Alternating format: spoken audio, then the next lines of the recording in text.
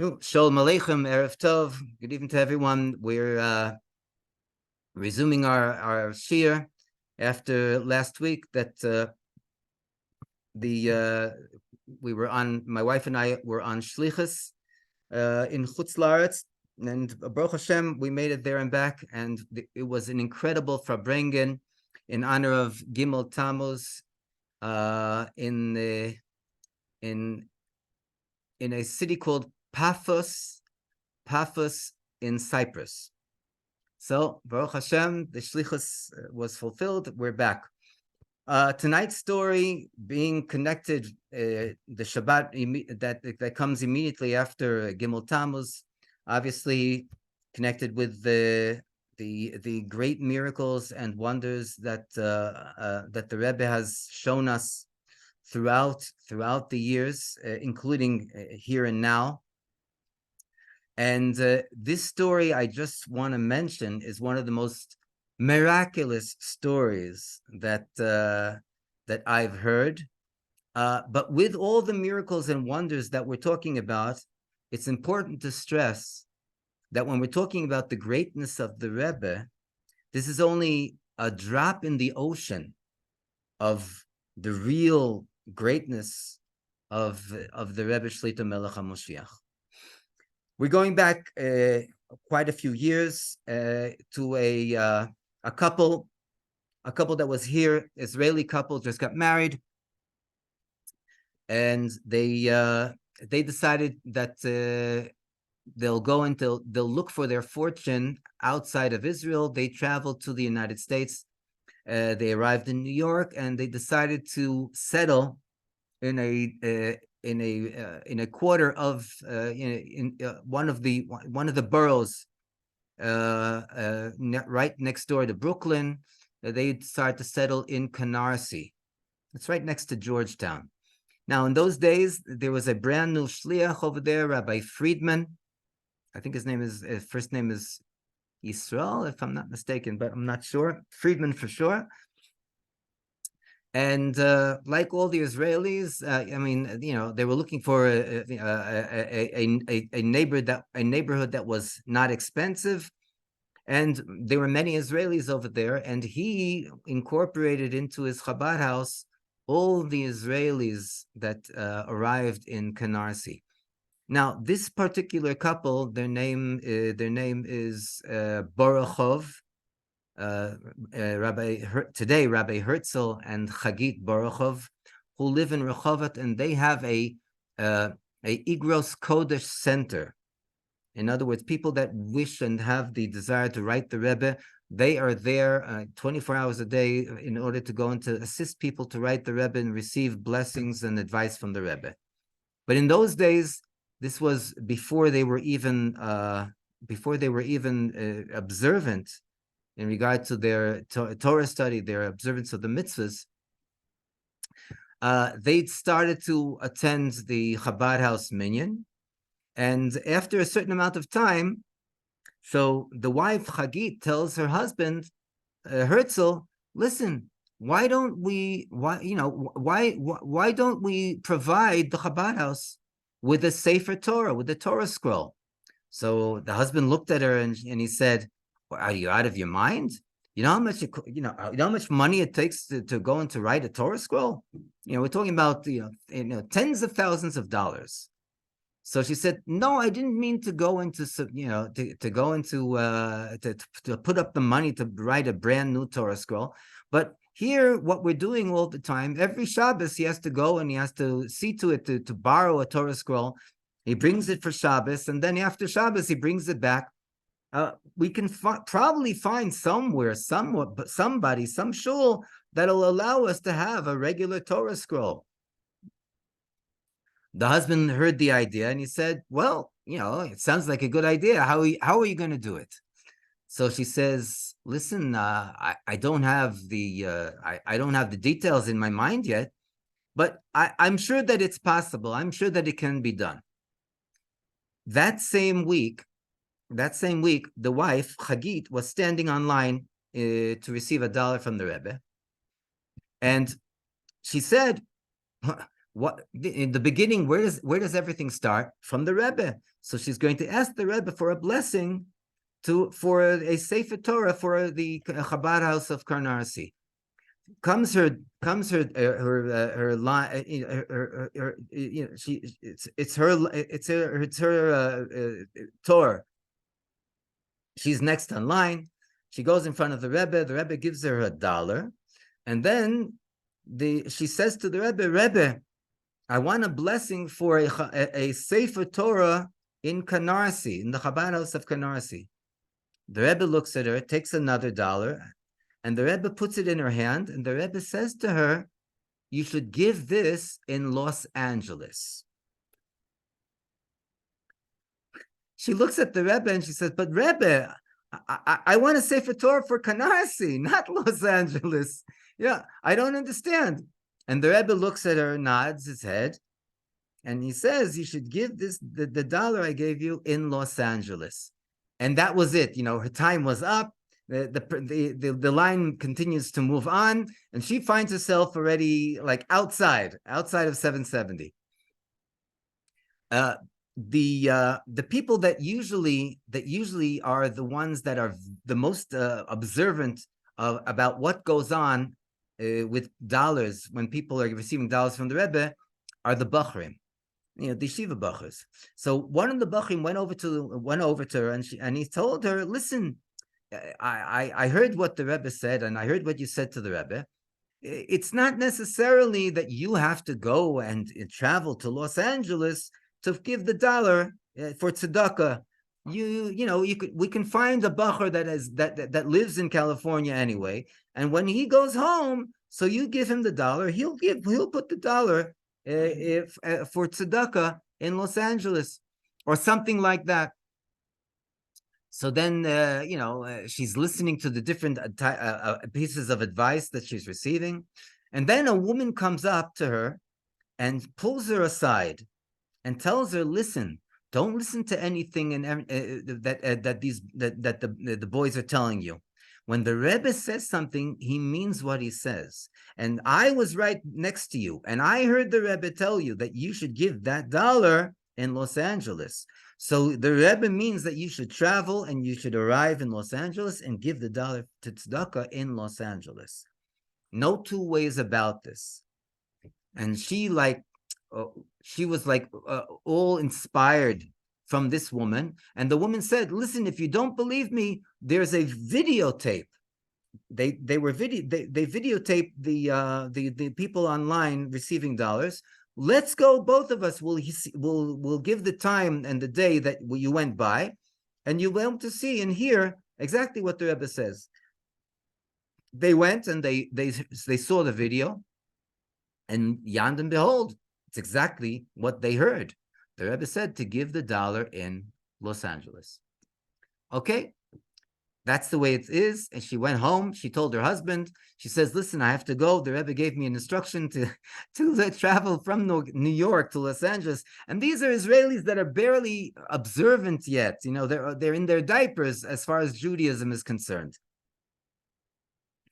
But when they received the instruction from the Rebbe, they went all the way, Mesiras Nefesh, literally going and putting everything aside. A week goes by, and she went. She brought the ticket, and she goes again by the line to receive another $1 from the Rebbe, and to tell the Rebbe that she's going to Los Angeles to receive a blessing for the trip.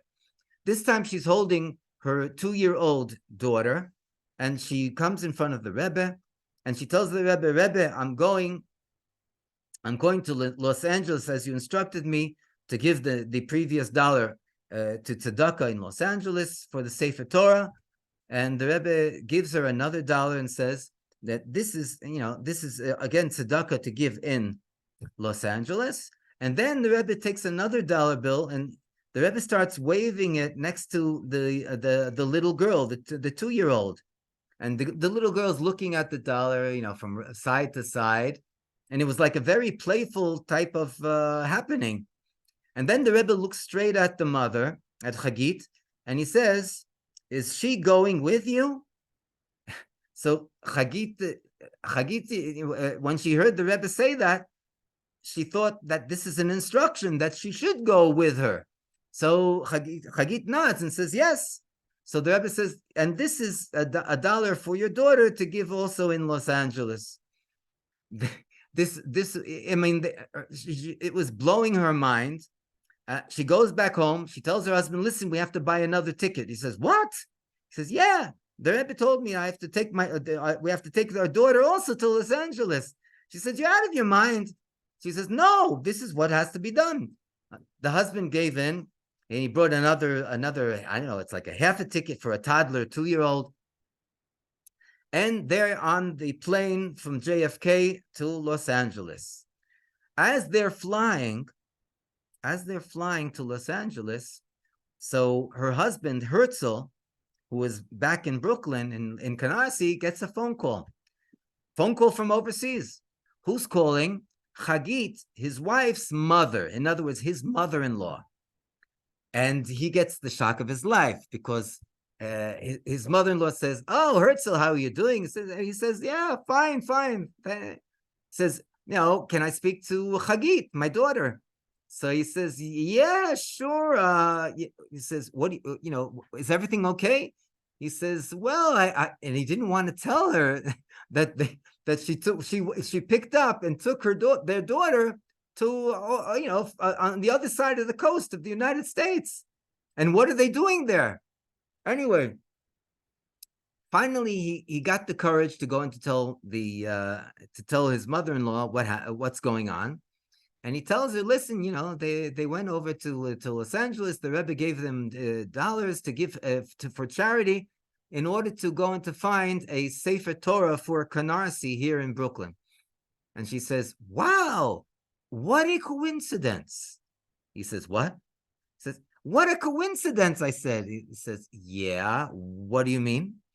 So she says, it just came to my attention that Chagit originally was from Rehovot, and that's where they live today also, by the way. Chagit's kindergarten teacher that taught her in kindergarten, she moved with her husband to California, and she lives in Los Angeles. And I hear that her husband is a very well-to-do person, and maybe he will be able to go and to find a way to obtain a Sefer Torah. So the husband says, yeah, well, okay, great. Give me the phone number and the address, and as soon as they arrive, I'll call them and tell them. She says, yeah, but that's the whole thing. The mother-in-law says, I only know that they live in Los Angeles. I don't have a phone number or an address. So he says, what am I supposed to do? He says, listen, you're a little connected with Chabad. Go find out, So he says, right, okay. So he finishes the conversation with his mother-in-law, and his wife and daughter finally arrive in Los Angeles, and he calls them, and he tells his wife Chagit what his mother-in-law, her mother, told him. So she says, yeah, but I need a phone number, I need an address. How am I supposed to contact them? So he says, I don't know. Your mom said maybe try through the Chabad connection. So she says, I don't know anyone here in Los Angeles.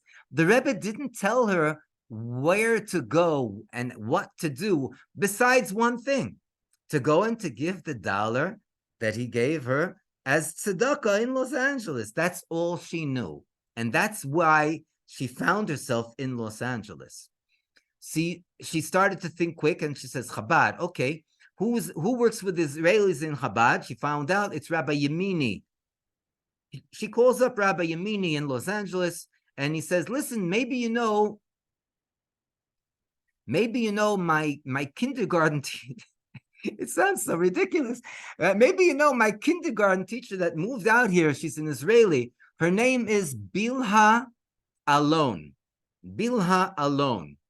So he says, yeah, the name rings a bell, and he says, let me look it up, because he has lists of the people that are in contact with him. He says, yeah, I have her phone number, I have her address. He says, could you please give it to me?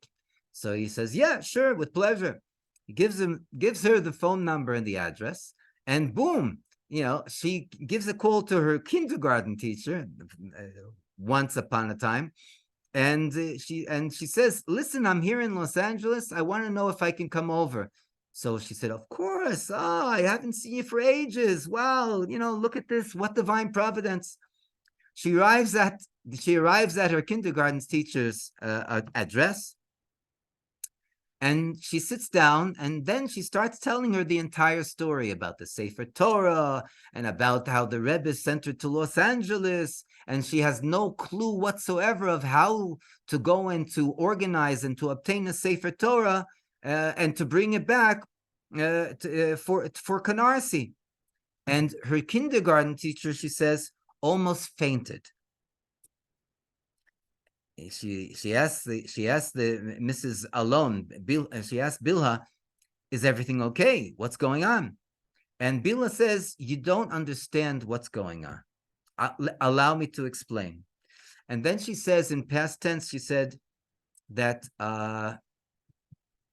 exactly 11 years ago, so her son, who was then 2 years of age, her son had a terrible tragedy, and they lost that son. Lo aleinu v'lo al af echad. No one should know of such things.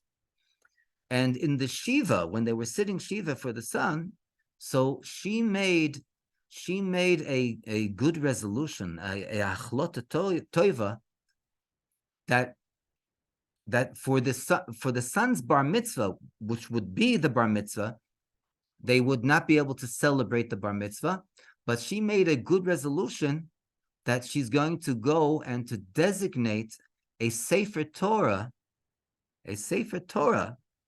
in memory of her son. Now, Chagid is listening to all this, and she can't believe her ears, because she told the Rebbe, "This is a Sefer Torah for Canarsie. Why are you sending me to Los Angeles?" The Rebbe said, "Give the $1 for tzedakah in Los Angeles." And now, right in front of her eyes, in a manner which is total overt divine providence, her mother calls up and she sends her to the kindergarten teacher, and she finds out the address and the phone number from the shliach in Los Angeles. She's right in front of the person that wants to organize a Sefer Torah. But the story doesn't end over here. You see, Mrs. Alon, who with all good intentions wanted to go and to organize a Sefer Torah in memory of her son, didn't have all the money in order to go and to provide the writing of a Sefer Torah. Why? Because when she was doing well, 11 years ago, they were doing very, very well. Then she went and she put aside a very large sum of money, which would be for the writing of the Sefer Torah in 11 years for the bar mitzvah of the child that passed away, lo aleinu. But when things started to get tough, so she said she started to take loans from the Sefer Torah fund, and because of the situation that they were in, so it took a very large chunk, a very large bite out of the fund for the Sefer Torah, and therefore she doesn't have all the money that she needs. The continuation of this story came many, many years. In other words, when we found out about the continuation of the story, how the money actually was raised, okay, Rabbi Amram Moyle, who heard the story, he later on, he was telling the story at another opportunity at a cent, okay, a cent of Safed. And when he told the story, it was like by a Shabbos lunch, in front of the cholent and so on. So all of a sudden, someone stands up and he says, "Listen, I would like to fill in the details of the story. The Sefer Torah didn't come out of blue, out of the blue. It didn't come out of thin air. where did Mrs. Alon have the money for the Sefer Torah? And this person that stood up, starts telling his part of the puzzle. He says he was a very successful automobile dealer, and he wasn't just a regular automobile dealer. He dealt in luxury automobiles. Okay, and he sold these cars in Los Angeles, in Hollywood, and he would sell it to the Hollywood stars that, for them, it was like, it was a dropping a pin to go and to give a few, a few hundreds of thousands or even millions for the car that they wanted. And it would with the correct model and the color and so on. And he said that he came to a situation where he had two cars. One was a Mercedes and the other one was a Rolls Royce. And these cars were just sitting in the lot. They were sitting in the, I don't know, in the behind the window, and he couldn't sell them. And he was drying up, and he really needed money. So he went and he made a neder. He went and he told, and he spoke to Hashem. He spoke to God, and he says to Hashem, listen, if you go and you find me people that will buy these two automobiles, so I'll give a very large sum from my profits to tzedakah. Great, sounds good. He doesn't have the ability to go and to say Sholem Alecha Meir V'Rabbi, or as we say in English, Jack Rabbit, and the phone rings. His phone rings.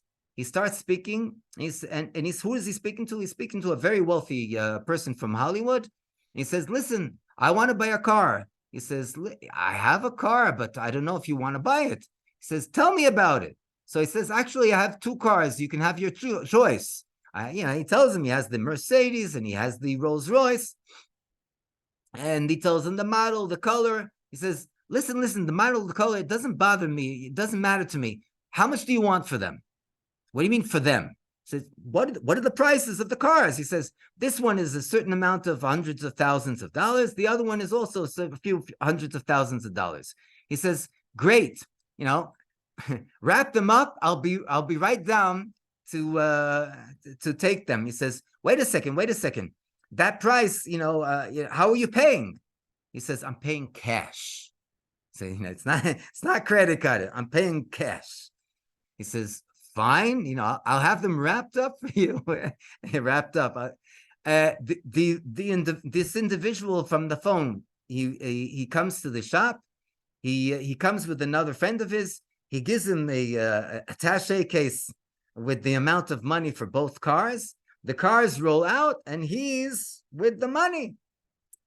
That right before Shabbos, he gets a call. And he says that there's an Israeli friend of his tells him that there's a woman, and this woman is making a get together for Israelis, and he says he really thinks that he should come as well, like a Malava Malka, Motzei Shabbos. And so he says, yeah, she makes really fantastic programs. It's worth your while to be there. So he says, great, I'm coming. Motzei Shabbos, they're in the middle of the Malava Malka. This woman, the kindergarten teacher, Bilha Alon, she stands up and she says, this is a quite exceptional situation that I find myself in, but it's a predicament that is a very big mitzvah. And everyone looks, all these Israelis, they're well-to-do Israelis, and they look at her and they're questioning what exactly does she have in mind. And she tells the whole story about her son and how he passed away, Lo Aleinu, when he was 2 years old, and how she made the neder to go and to write a Sefer Torah in his memory, and how she also she lost she had to use the money during the amount of time that passed. And she says right now she only has half the amount of money to provide to write a Sefer Torah. And she asked these people over not only to be there for the program, for the Malav Malka, for the food, but also she wanted to go in to make them partners, active partners in the Sefer Torah. So we're talking about Israelis here, first of all. Second of all, Israelis in the United States. And third of all, I mean, as well off as they might be, a Sefer Torah, writing a Sefer Torah, it didn't really go and penetrate their hearts to the extent that they're going to go and open up their pocketbooks.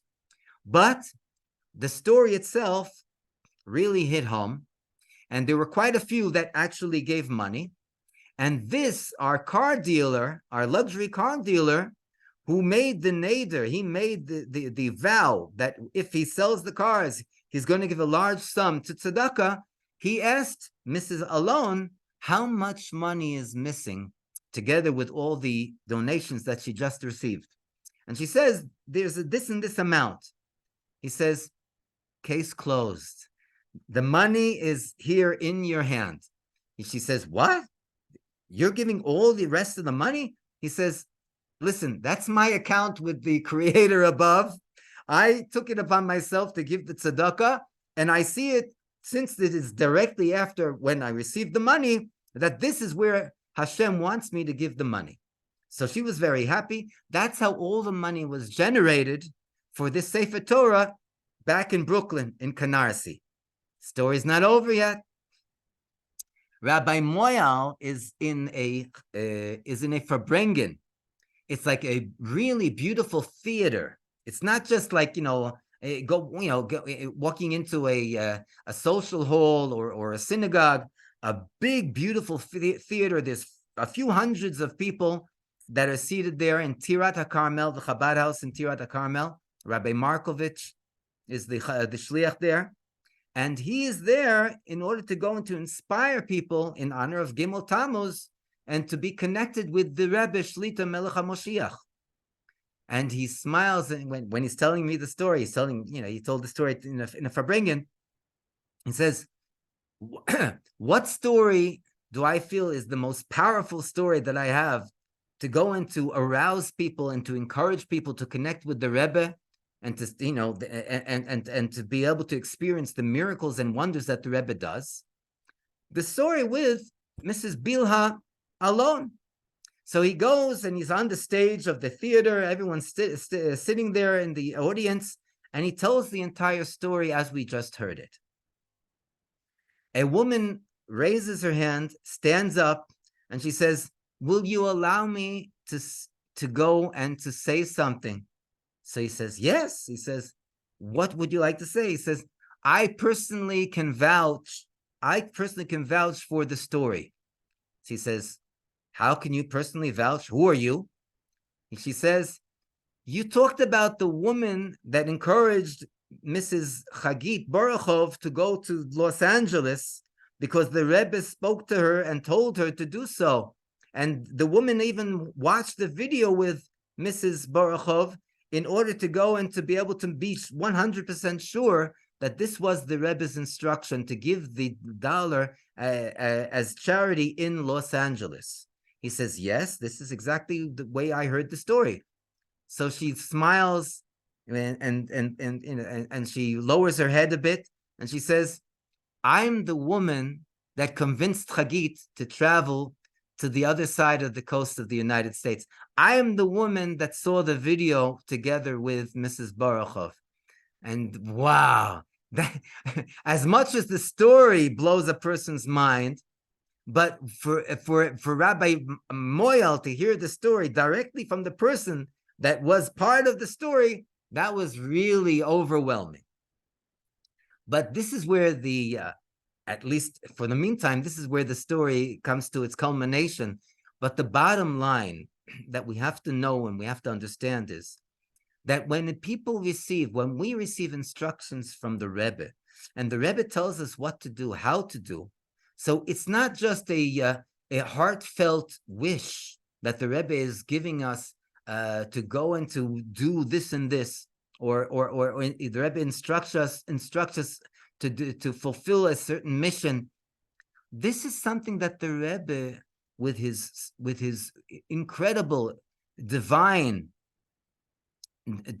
inspiration and divine vision is seeing and telling us, in order to go and to fulfill and to achieve our goal, whatever we asked for, whatever we might have asked the Rebbe for blessing and advice, this is what has to be done, whether we understand it or otherwise. And today, Baruch Hashem, despite the fact that for the meantime, we don't have the ability to go and to receive the blessing directly face to face from the Rebbe, we have the ability to write the Rebbe and to receive the Rebbe's blessings in the Igros Kodesh, in the Rebbe's letters, the holy letters, in the Igros Kodesh.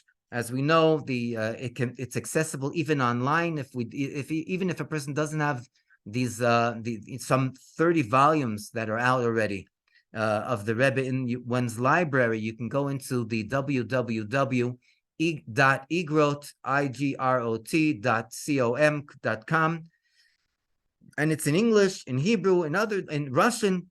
We can write the Rebbe and receive the Rebbe's blessings and advice. And the Eibishter should help, Hashem should help, that we should have not just writing the Rebbe in the Rebbe's letters, but we should be able to go and to see the Rebbe face to face, as the Rebbe, as we see in the words of the prophets. Reitzim anu lir'oises malkeinu. We have the desire to see our King, and this is the Rebbe Shlita Melech Ha'Moshiach, King Moshiach, and should be on a good and revealed basis, with happiness and joy of the heart, in a manner of peace and tranquility. And the main thing is that it should be teichef umiyad, mamish, immediately, now in actuality. Yechi Adonenu, Moreinu v'Rabbeinu, Amelech HaMoshiach, le'olam voed, b'geula ha'shlema v'amitis, in the complete and true redemption, in the third and eternal Beis Hamikdash, in the Beis Hamikdash Hashlishi v'Hanitzchi. Amen.